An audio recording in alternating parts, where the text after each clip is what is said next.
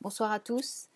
Grâce à la mobilisation autour de Scheherazade et de son combat pour que toutes les lectures publiques données dans un contexte hors billetterie soient libres de tout prélèvement self, nous sommes assez contents parce que désormais les bibliothécaires pourront le faire, sans prélèvement donc.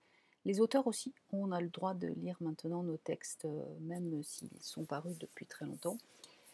Mais on reste vigilant. Il reste les associations, les bénévoles. Qu'en est-il quand un bénévole lit un livre en prison, dans une crèche, sur un salon, dans des tas d'endroits, dans la rue? On peut lire où on veut. Voilà, donc on reste vigilant sur tout ça. Des négociations sont en cours encore. La formulation écrite de tout ça va arriver. En attendant, ce soir, on fait la fête et on lit tous ensemble. Et pour que cette nuit soit douce et belle, j'ai choisi un extrait d'un roman de François Place, La Douane volante. C'est un roman qui est édité chez Gallimard Jeunesse. Et je suis sûre que ni Gallimard ni François Place ne m'en voudront de lire ce soir un extrait de La Douane volante. Retour de pêche. La Bretagne, c'est ce grand bout de granit qui termine la France, à l'extrême pointe du continent. Finis terrae, disent les savants. L'océan vient s'y fracasser.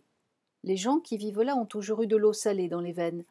Moi, je n'avais pas 14 ans quand j'ai embarqué pour ma première campagne de pêche.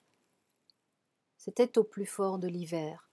Et peu importe la coque de noix sur laquelle j'ai frotté mes sabots, peu importe les jours et les nuits, à vider le poisson, les mains plongées dans l'eau glacée, peu importe les coups, les humiliations, peu importe la méchanceté crasse de ce maudit équipage et de son capitaine à moitié fou, peu importe finalement puisque j'en suis revenu vivant, tremblant comme une feuille et claquant des dents, mais vivant.